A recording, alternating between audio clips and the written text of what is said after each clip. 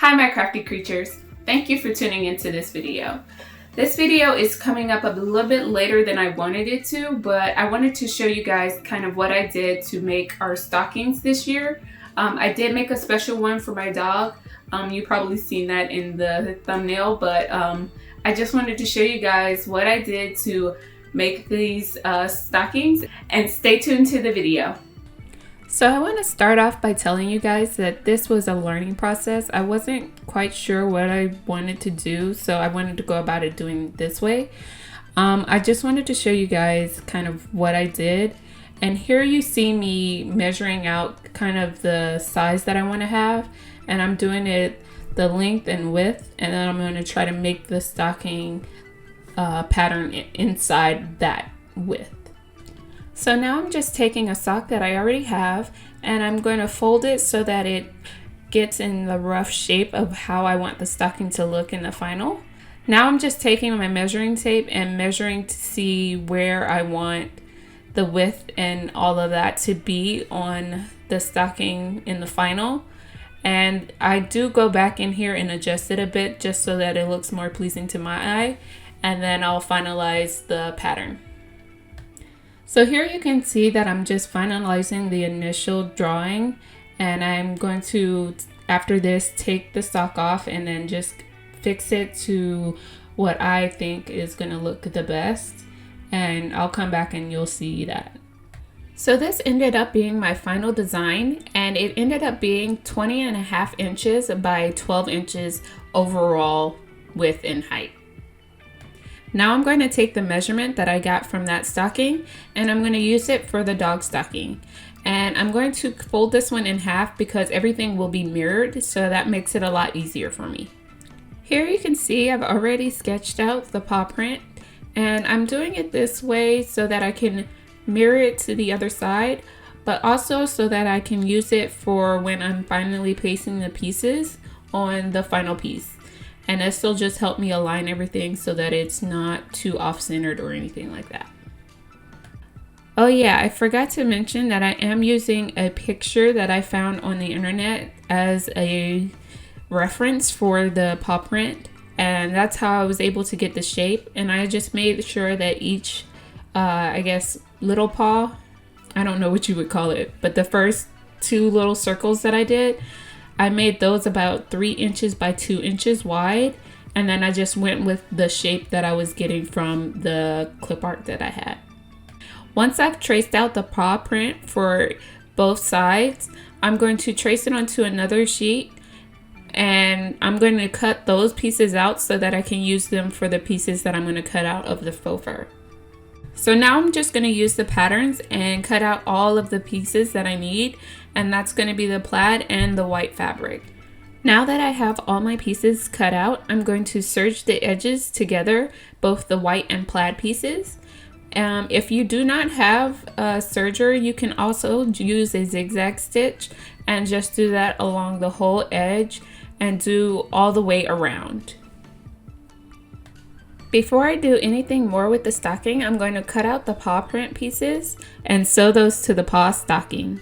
Just as a tip, one of the things I do to keep the fur at a minimum is get a lint roller or some tape, and I'll just roll it over the edges of the fur where the most pieces are going to fall off at. I did later learn that you could just tape around where you're cutting at, and that'll help reduce the fur even more than just using the lint roller, because the fur still gets all over the place even when you're using a lint roller. So having the tape actually keeps it on the tape while you're cutting, and then you pull the piece off and you can toss that away. The next thing I did was take the pattern piece, and then I used that to place the fur pieces on there, and that was just to make sure that everything lined up the best it could. Things still ended up getting a little bit off, but it wasn't in a noticeable way, so that helped reduce that. And I just used it back and forth, placing the pieces and then double checking with the pattern piece to make sure that everything lined up perfectly.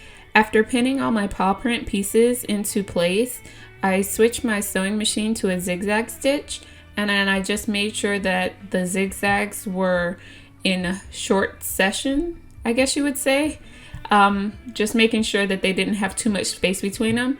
And then I was going to zigzag stitch all the way around each one of the paw print pieces. And then I would do the same for the second piece so that they can be reversible. So I wanted to give you an up close look, and it's by no means perfect, but I think I did really good for my first try. And you can see that I just cleaned up any edges that needed to be cleaned up. Going back to the fluffy fabric, I cut out a piece about 8 inches wide, and the length didn't really matter. I just went the full length because I wasn't sure how wide the pieces were going to be. So I wanted to do that later on. When I cut the fur pieces to length, I made sure that I gave it an extra 1/4 of an inch on either side. And now I'm just going to fold the fabric in half. Now I'm going to attach it to the white side of the fabric. And that's going to be the inside lining because you'll have to fold it over. I needed that extra space so that I wouldn't sew everything together.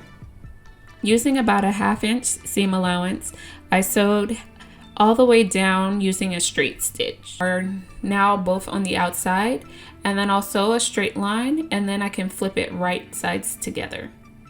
Once I flip the fabrics right side together, I'm going to sew along the edge about 1/2 inch from the end, and then I'm going to sew all the way around until I get back up to the fur. Now that everything's sewn together, I'll just take the stocking and flip it right side out, and then I'll flip under the fur side. And I forgot to mention this before, but I did put a tab in there. I did end up putting it on the wrong side, but I don't think it really matters as much. And when I was sewing the tab in, I did it while I was adding the fur in. So for the letters, I did use my Cricut machine for this, and it was my first time using it, so I didn't really want to record me completely messing up like 4 different times before I actually got it to cut. But I used that. If you don't have a Cricut machine, you can always buy these letters either from Amazon or from your local craft store.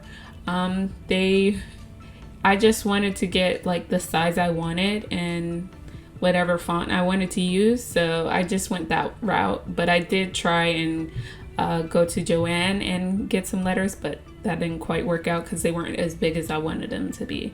So I had to do some finagling to get those the right size that I wanted. So now that I have the letters placed about where I need them to be, I'm going to take my iron on a cotton setting, or actually no, I think I did linen setting. And then I just placed it on there with a scrap piece of fabric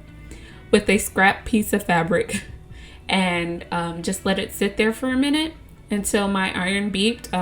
Not all irons have this setting, but it was roughly about, I want to say 30 seconds, maybe even a little bit less than that. And I just waited for that to beep, and then I pulled it off and let it cool for a second, and then I peeled the plastic off and the letters were attached. And after a few days of work, this is my final stockings. And guys, don't believe that it'll take you this long to do it. It took me that long because I had to work only an hour at a time because I had my work week, but this is why it took me so long to get this video up. But I hope you guys enjoyed it. Thank you guys for watching this video, and I hope you enjoyed it and I hope you learned something, and I will see you guys in the next one. Bye.